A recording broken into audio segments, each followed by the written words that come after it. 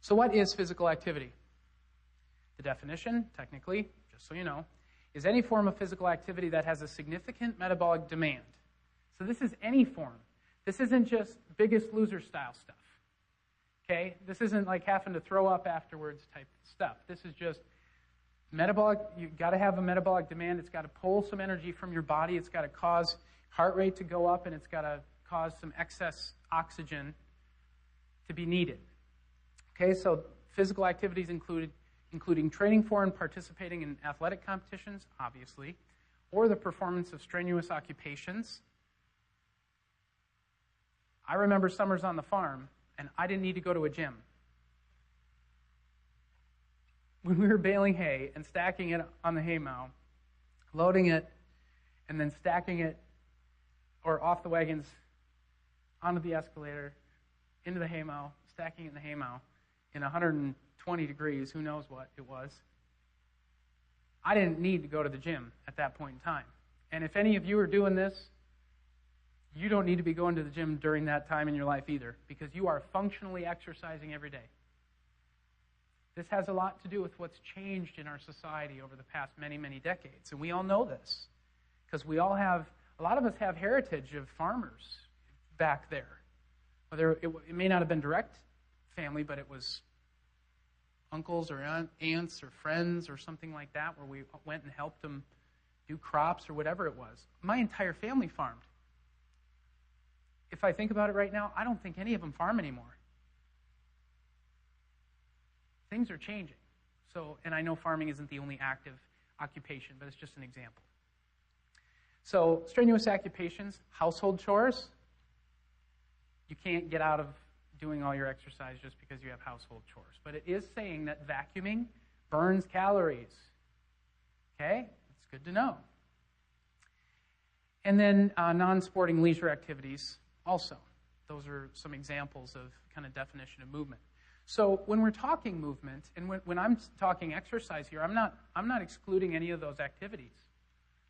I'm not excluding cleaning of the house. I'm not excluding any of that. And the fitness community wants to argue that point. Absolutely not. The definition of movement was right there. This is the technical definition as it relates to medicine. Anything that has metabolic demand. Okay? So aerobic activity. These are the different categories of activity that we can call exercise. Aerobic, we all know what aerobic is. It's the stuff that really gets your heart rate going. Okay? Resistance training and core strength. That's giving stress to your muscles. It's resistance on your muscles. Stretching and flexibility. This is one that most people completely ignore. Stretching and flexibility, the flexibility of a muscle, is probably one of the most important measures of health in a muscle, is how flexible it is. Because you will significantly decrease your risk of injury when you have flexible muscles. And you will also significantly decrease your chance of having chronic pain when you have flexible muscles. Does that make sense? When your muscles are flexible, they don't lock up. They don't cause you chronic pain in the low back or neck. Okay? Recreational and enjoyment. This is another one that's not talked about a lot. We have to include it here. Things you like to do. Wouldn't you know it? We're talking exercise, and we're bringing in things that you'd actually like to do. Things that relieve stress. Things that get your mind off of the daily grind. Okay, so you can look at these things and probably find some that you enjoy to do. The whole knitting thing, I'd probably say knitting is probably better if you're standing up. Sitting down and knitting isn't, you may get strong fingers, but it doesn't really get your heart rate up. And then daily activity. And we'll talk about ways to increase metabolic demand in just your normal daily activities as well. So movement is any form of action taken that causes the body to be in motion. And one of the things that you'll find is as we talk exercise, we're actually going to encourage more natural forms of movement and exercise, opposed to just thinking that it has everything to do with the machine and the treadmill. That's not necessarily all there is when it comes to beneficial forms of exercise. I heard a cellular biologist give this definition of movement, and I thought it was one of the most basic and common sense explanations of how important movement is in our life. it's primary. It is really the primary basis in life. So without movement, life pretty much stops or begins to cease. It slows down. It begins, when it comes to the body anyways, it deteriorates. It stops sending resources to areas that don't move. So we have to begin to think of the body differently than we look at matter or mechanical things around us. Because we look at a car, and we think of a car as we're preserving it if it has less miles on it, right? Your body is completely opposite. Completely opposite. The more miles you have on your body, the more movement you do, the more your body will actually build itself up to deal with the environment around it and make sure that you're able to continue to move. It's the same reason why if I sat here and had a 30-pound weight and curled it every day for the next 30 days and did so for 15 minutes, my bicep would grow. It wouldn't deteriorate, would it? It'd grow. Which means that if we ask our body, if we're telling our body that we have a job to do, i.e. moving this weight, and we do it consistently, the body says, hey, we need to reinforce this arm. It's got a lot of work to do.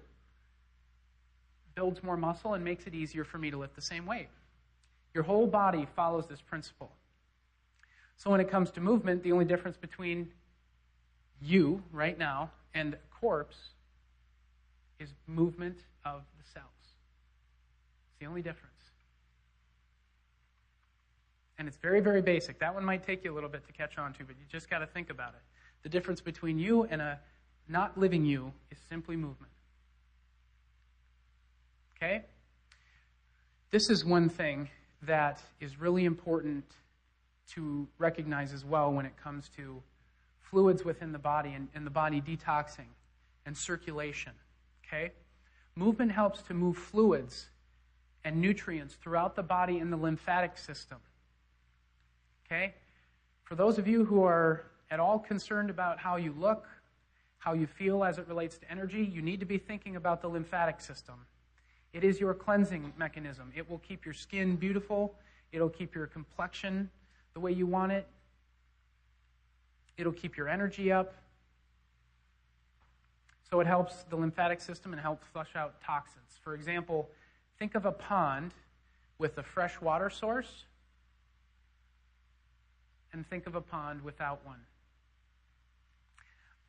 On one side here, we've got a pond that has a circulating water source, meaning it's moving. Your body is the same way. It's kind of like an ecosystem like this. Your source of continued supply is what you take in. And then through movement, through exercise and those types of things, you got your excretory system, which gets rid of the toxicity so it doesn't just sit there. Does anyone feel like the not-so-pleasant pond there? Lack of energy at all? Feel like you got a lot of toxicity built up in your body maybe? Pain in your joints? Headaches? Allergies? It's kind of like a pond without a fresh water source and with nowhere to get rid of the toxicity. So movement helps to make sure that you're moving things through, keeping it fresh, keeping it clean, okay? Obviously, the concept of move it or lose it is appropriate here. I thought I'd just throw that out here. Again, the way the body works is you must move your body for your body to continue to regenerate and to put resources in areas. If you want your legs to work later on in life, you need to continue to work your legs. Your body will take that as a signal that you want to continue to use your legs, and it will continue to provide your knees with resources, the ligaments and everything around your ankles. It'll continue to keep your quads and hamstrings strong, and you'll have your legs later. If you sit around a lot, you're communicating to your body that you really don't care about your legs. And your body will then put resources elsewhere and your legs will begin to deteriorate. You will lose muscle in your legs.